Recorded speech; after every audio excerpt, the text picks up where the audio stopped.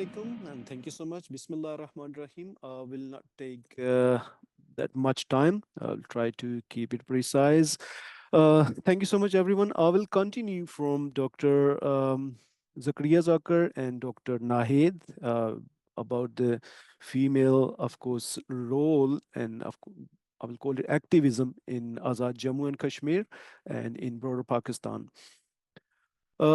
This is a part of my next research or paper on social movements, which is on the very recent movement, which was in Azad Kashmir about the social rights, public rights.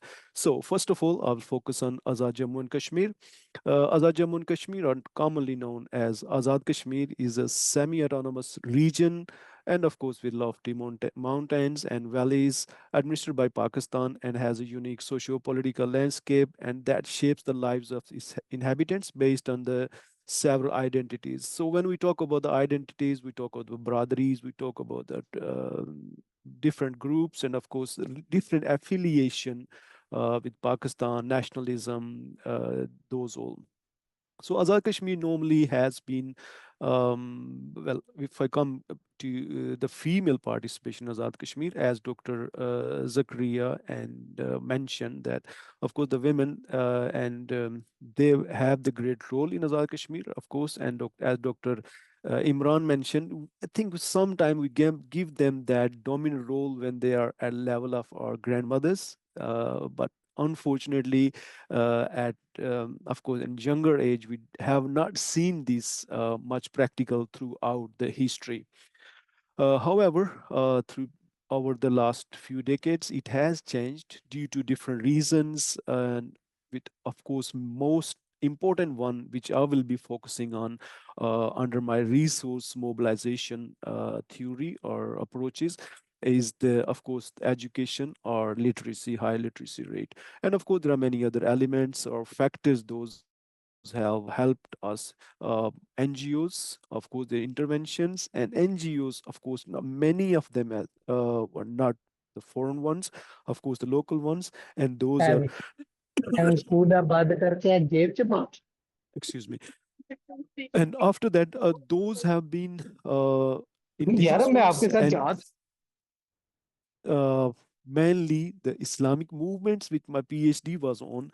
Those Islamic movements, they have made a huge difference. And the social, those Islamic movements, their focus was not only on the men or patriarchal hegemony, but of course they they ensure the participation of women in all levels. And of course, education was the most common one, as Dr. Zakaria mentioned. Um, that we think the women they are only could be the best teachers. Of course they are, and there no doubt, but of course now the things are changing due to these interventions. AJK state is a strip northeast of Pakistan, and of course beside the India. uh, Population is 4.5 millions, and our area is around 13,000 kilometers. So it's like a very difficult area, and of course, a strip just next to Pakistan. If I see a role of women in AJK, women were mostly restricted to household roles with limited opportunities for formal education or economic advancements. The reason could be, of course, again, if I focus on the resource mobilization, that was lacking there. That's why they have been. But of course, with the opening up and of course the of course state institutions, help from the other institutions, NGOs, and many others. So things changed from there. The early activism of women was closely associated with nationalist movements where they took part in protests and provided assistance to refugees, but largely excluded from the formal roles in decision making. Local organization, frequently led by women educators and social workers, have been instrumental in raising awareness about issues such as domestic violence, inheritance rights, and education for girls, but not at that large scale. The allocation of over reserved seats for women in the AJK Legislative Assembly since 2005 has created a platform for female legislators to push for legislation that is sensitive to gender issues, and of course, it is working a lot for them. Recent public rights movement that is the case study from my research uh, is a protest movement. The Joint Public Action Committee was formed in 2021 due to the failure of the government and mainstream political parties to address the issues. The action committee demanded that the AJK government cut prices of wheat flour and electricity and end the privileges enjoyed by the ministers, lawmakers, and bureaucracy, as AJ cannot afford such luxuries. And people from all three divisions in Azad Kashmir protested and forced the government to meet their 10 demands, which were, of course, gradually met during the 3 years protests. We have seen during these the women at first time in the recent history they mobilized protests and of course organization. Of course, there's an umbrella wing of the women in that protest, and we saw them, of course, observe them. They chanting, they marching in the streets, and some of them are those, of course, focusing on the rights for the as Dr. Nahid said, about the human issues, not about the what we have seen, observed, and of course, which is largely portrayed in the media in neighboring Punjab, that uh, Mera Jism, Meri Marzi, those feminist, but these are mainly, as if I again say that Dr. Nahid's word, about the human issues, and of course, for issues related to the state, of course, subjects such a dam is ours, but occupation is yours. This is unacceptable. My electricity, my entitlement, meri bijli, mera hak. All right, keep it there. Sada hak, ethe rak, keep my right here. Something right. So they have been chanting, and of course they have been part of the movement. So how am I going to do this? I'm using again social movement theory approaches, which I used for the Islamic movements in the AJK.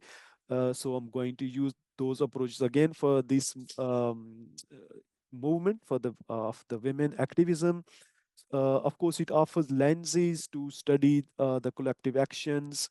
Of course, I'm using three of the social movement theory approaches: resource mobilization approach, of framing approach, and political approach, opportunity approach. Under the framing approach, I'm presenting I think something is which is unique in the AJK, which has happened.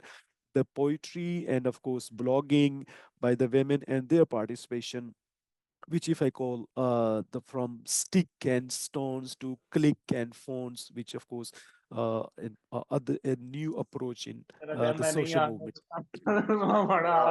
Okay, resource mobilization. If I apply this in AJK related to women, of course, it emphasizes the social movements succeed when they have they effectively organize and utilize resources, which of course is money, networks, media, leadership. And AJK, we have seen the education, which I'm going to focus on, the main factor which has changed the society. Excuse me. So AJK has the highest literacy rate in the area, 76.8%, outperforming the mainland Pakistan, which is at 62.3%. And a female even girls enrollment is 90% at the school level, and boys is around maybe 98 something, somewhere on there. Then we have the capacity building, of course, variety of training programs and skill development have been initiated by the government and by different organizations working in the society, and resource allocation, institutional strengthening, which of course um, is the recent participation of the female in the local elections. Of course, there was some specific special seats and quota for them. So this has made a huge difference. So next one is framing approach.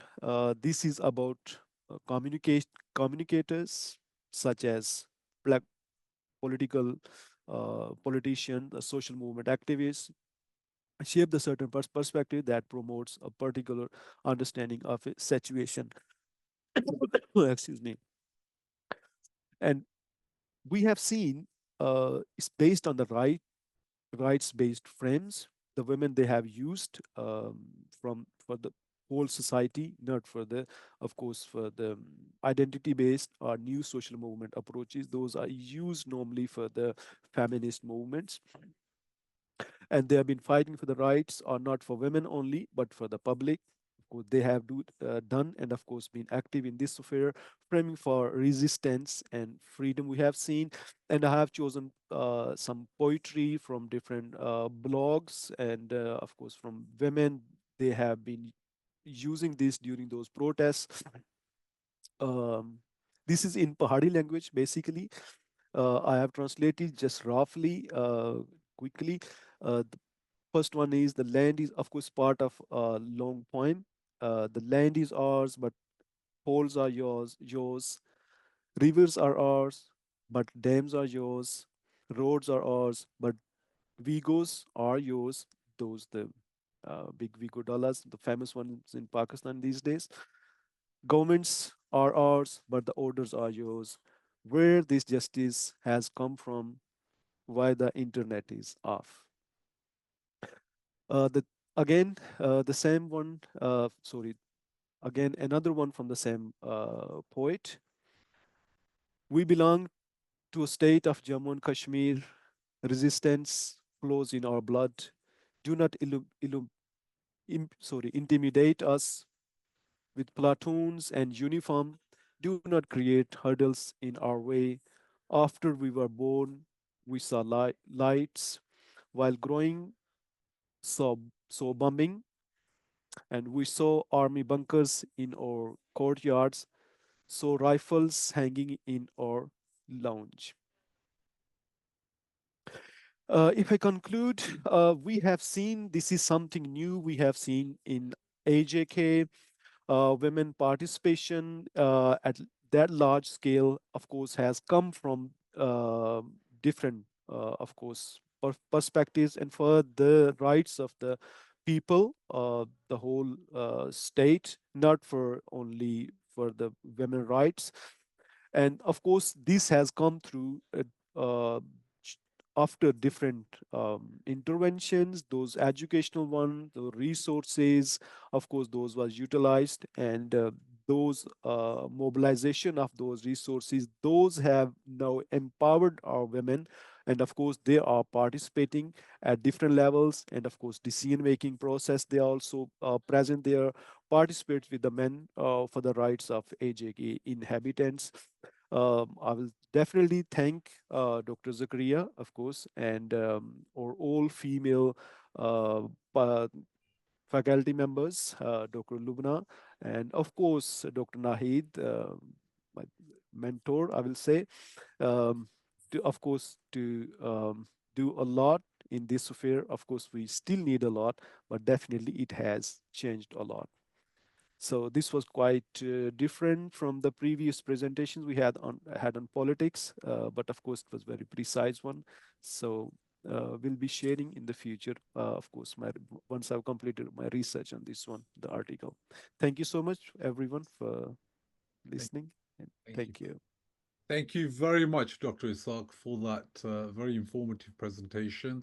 The reason for Dr. Isaac's presentation, and some people have just messaged me, said this is very interesting, but why are we focusing on Kashmir, and then why didn't we just focus on Afghanistan, or why didn't we just focus on Kashmir or Pakistan context and be very specific on that? There's a reason for that. This is the first inaugural seminar that we're conducting. We're introducing scholars from these particular regions of the world. And actually, what we're doing here, subtly, inshallah, is that we've introduced, highlighted a problem area, Afghanistan.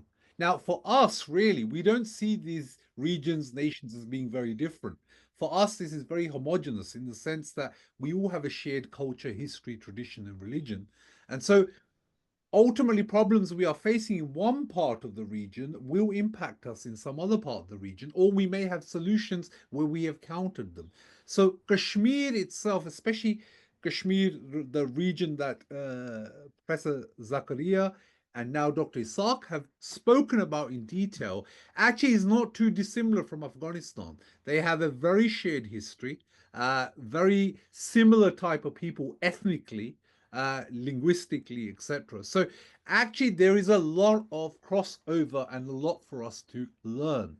So Afghanistan actually, and may I be so bold to say this, has, in Kashmir, especially Azad Kashmir, we're not talking about occupied Kashmir, of course, but Azad Kashmir itself acts as a role model state, as if you were, for that Afghan society because of our shared heritage, culture, and values. Very similar people, very similar norms and values, and how we have addressed this issue, how we have handled, should I say, the notion of conservatism or religious monoism sometimes without plurality, is something for other places to look at. And I think this is why we brought these researchers forward to try and share that information. So going forward, a lot of questions direct to Dr. Vazeen are with regards to, well, what should Afghanistan do? How should it move forward?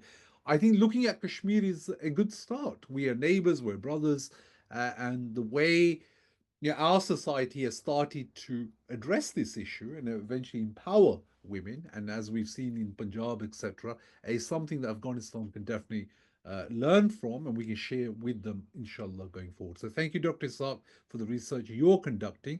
And there are some brilliant researchers in Kabul, by the way, that I think you need to liaise with, young guys who are working on very similar projects there. So inshallah, we can move that forward.